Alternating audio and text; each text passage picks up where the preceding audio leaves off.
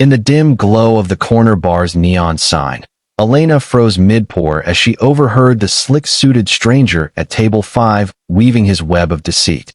The old man across from him, with trembling hands and eyes clouded by loneliness, was about to sign away his fortune on a phony investment scheme. Her heart pounded, memories of her own father's ruin by a similar con flashing before her.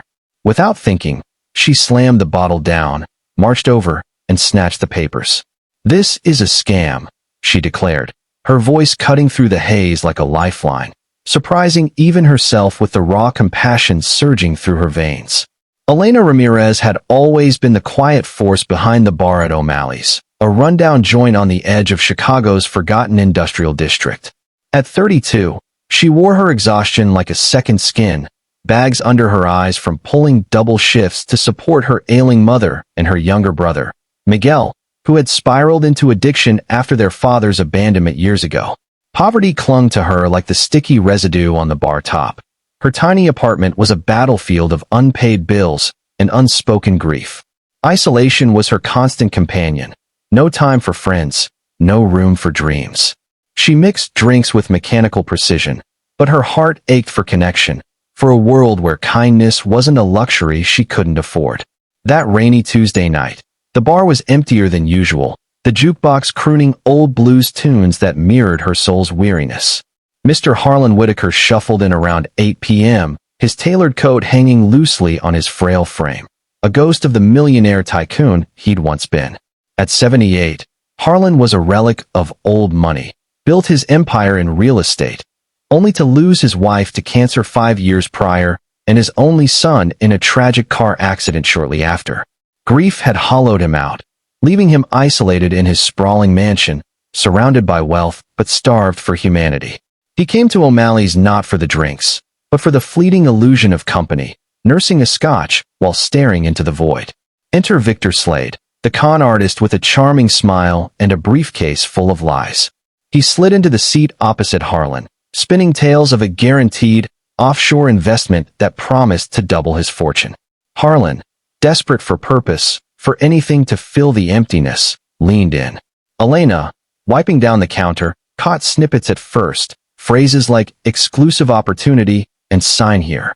Her instincts, honed from years of watching patrons' lives unravel over liquor, screamed alarm. She remembered her father, scammed out of their savings by a similar smooth talker, leading to his disappearance and her family's plunge into hardship. The pain twisted in her gut. As Victor pushed the pen toward Harlan, Elena couldn't stay silent. Heart racing, she abandoned her post and approached. "Excuse me, sir," she said to Harlan, her voice steady despite the tremor in her hands. "I couldn't help but overhear. This sounds like one of those pyramid schemes. My dad fell for something similar, lost everything." Victor's face darkened, but Elena pressed on, pulling out her phone to quickly search for red flags on the company name he'd mentioned. "Look, no legitimate reviews, just complaints on forums. Please, don't sign." Victor snarled, standing abruptly. "Mind your own business, bartender." But Harlan paused, his watery eyes meeting Elena's. In that moment, surprise flickered. Someone cared enough to intervene. He handed the papers back and signed, mumbling thanks as Victor stormed out, cursing under his breath. Elena exhaled, adrenaline crashing, and offered Harlan a fresh drink on the house. "You okay?" she asked softly. They talked then, really talked.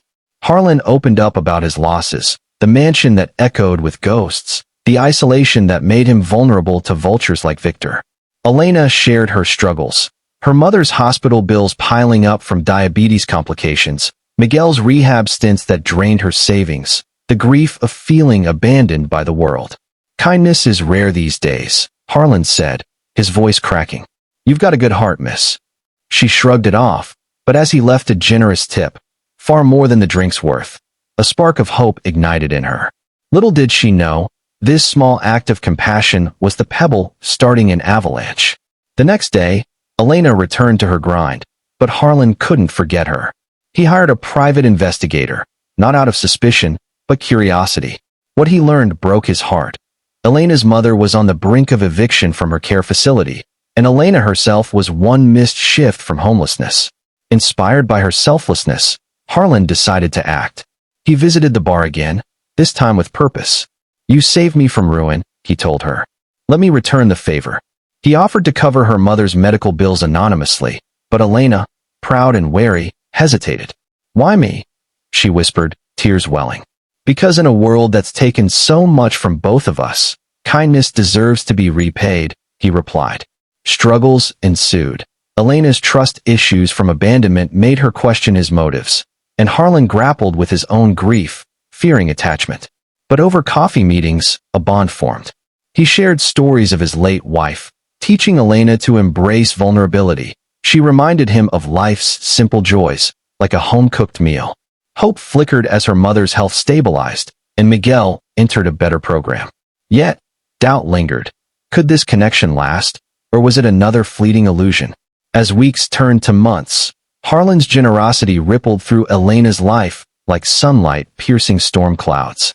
With her mother's bills paid, Elena breathed easier, sleeping through the night for Miguel's first time in years. But the real transformation was emotional. Harlan became a surrogate grandfather, filling the void left by her absent father. They met weekly at a cozy diner, swapping tales. Harlan recounting his rise from humble beginnings, Elena sharing dreams she'd buried under survival's weight. Poverty's grip loosened. She enrolled in night classes for business management, envisioning a future beyond the bar. Yet, challenges persisted. Miguel relapsed once, testing Elena's resolve. She confided in Harlan during a tearful call, expecting judgment, but he arrived at her apartment with takeout and stories of his son's battles with depression. We all falter, he said, hugging her awkwardly, the first real embrace he'd given in years. His compassion thawed his isolation. For the first time since his losses, he felt alive, purposeful. Elena, in turn, organized a small gathering for his birthday, inviting bar regulars who'd heard of his kindness. The surprise party, humble yet heartfelt, brought tears to his eyes. I thought my life was over, he admitted. You showed me it's not. But fate twisted unexpectedly. Harlan's health declined, a hidden heart condition exacerbated by grief's toll. Hospitalized after a scare, he called Elena first. Rushing to his side, she found him frail but resolute. You've given me family again, he whispered. In that sterile room, their bond deepened. She read to him from his wife's favorite books, reminding him of love's endurance. As he recovered, Harlan revealed his plan. He'd rewritten his will, leaving a substantial portion of his estate to Elena, not as charity, but as investment in her dreams. Start that business you've talked about, he urged. A cafe, perhaps, where kindness is the main ingredient. Elena protested, overwhelmed. I saved you once. You don't owe me a lifetime. But Harlan insisted, kindness isn't a debt, it's a cycle. You pulled me from the brink. Now let me lift you. Struggles intensified when word leaked. Jealous co-workers whispered, and distant relatives of Harlan's contested his decisions, accusing manipulation. Isolation crept back. Elena faced online harassment, doubting her worth. Harlan, from his bed, defended her fiercely in legal battles, his voice strong despite weakness. She's more family than blood, he declared. Hope triumphed through perseverance. Miguel, inspired by Harlan's stories, committed to sobriety, volunteering at a rehab center. Elena quit the bar, using initial funds to launch Harlan's Haven, a community cafe offering free meals to the needy. It became a beacon. Patrons shared stories, forging connections amid coffee. Harlan attended the opening, wheelchair-bound but beaming, cutting the ribbon with Elena's help. In a poignant full circle, Elena uncovered a scam targeting elderly locals, similar to Victor's. Rallying the community, she exposed it, saving dozens, including a widow who'd reminded Harlan of his wife. See, Harlan chuckled weakly. Your kindness echoes. As his health faded, he passed peacefully, surrounded by Elena, Miguel, and newfound friends. In his final letter, he wrote, You didn't just save my fortune, you saved my soul. Elena's life transformed. She ran the cafe successfully, marrying a kind regular, adopting strays both animal and human. Grief lingered, but hope prevailed.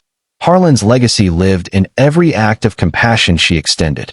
In the tapestry of life, where threads of sorrow and joy intertwine, remember that a single act of empathy can ignite a chain of love, mending broken hearts and illuminating the darkest paths, proving that humanity's greatest strength lies in our capacity to uplift one another with unwavering kindness. Moral of the story: true kindness, given without expectation, returns in waves that heal and transform, reminding us that in saving others, we often save ourselves.